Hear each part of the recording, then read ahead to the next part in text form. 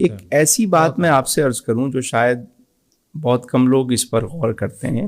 میں ہوں اور آپ ہیں جی، دو لوگ ہیں نا.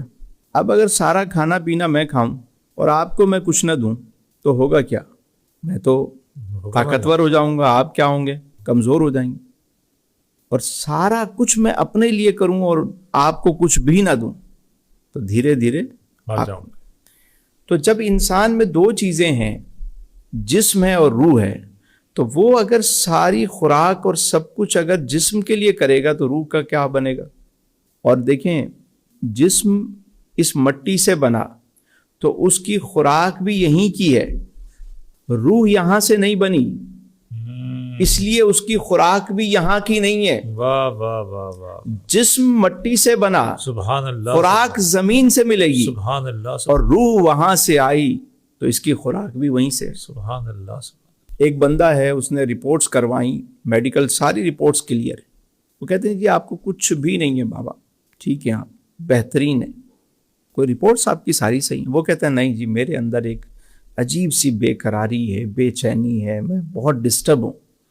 کہ بھائی سب کچھ صحیح ہے، آپ نہیں پتہ نہیں کیا ہے، میں ڈپریشن ہے، عجیب قسم کی انزائٹی ہے، میں سمجھ نہیں پا رہا اس کی وجہ کیا ہے.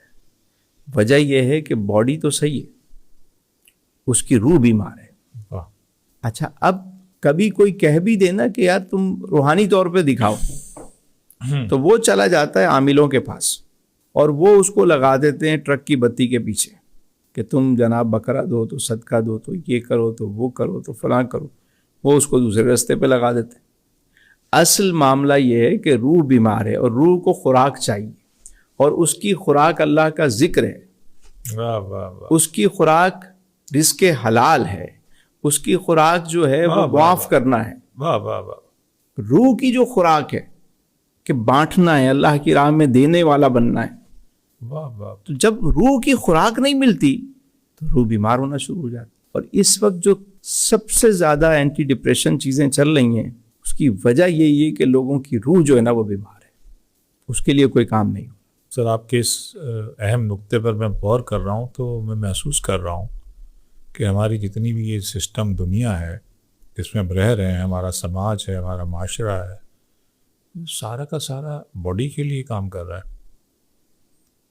ہماری ہر ضرورت، ہمارا پورا بزنس، سب کچھ باڈی کے لیے. روح کے لیے تو ہماری سوسائٹی میں کچھ بھی نہیں ہے ہمارے پاس. تو میں آج اس بات پر غور کر رہا ہوں. اور علی بھائی، آنے والے ٹائم میں آپ دیکھیے گا دنیا میں جو سب سے بڑا مسئلہ اور چیلنج کھڑا ہونے جا رہا ہے نا، اور وہ ہے آپ کا مینٹل سکون. سکون دو طرح کے ہوتے ہیں، جی. اطمینان قلب، ذہنی سکون. قلبی سکون سے تو دنیا پہلے ہی واقف نہیں تھی، بلکہ اچھے بھلے لوگ واقف نہیں ہوتے کہ قلبی اطمینان کیا ہے، اطمینان قلب کیا ہے، نفس مطمئنہ کیا ہے، اس کے بارے میں تو انہیں پتہ ہی نہیں ہوتا. مینٹل جو سکون تھا وہ بھی اب ختم ہو گیا. اللہ.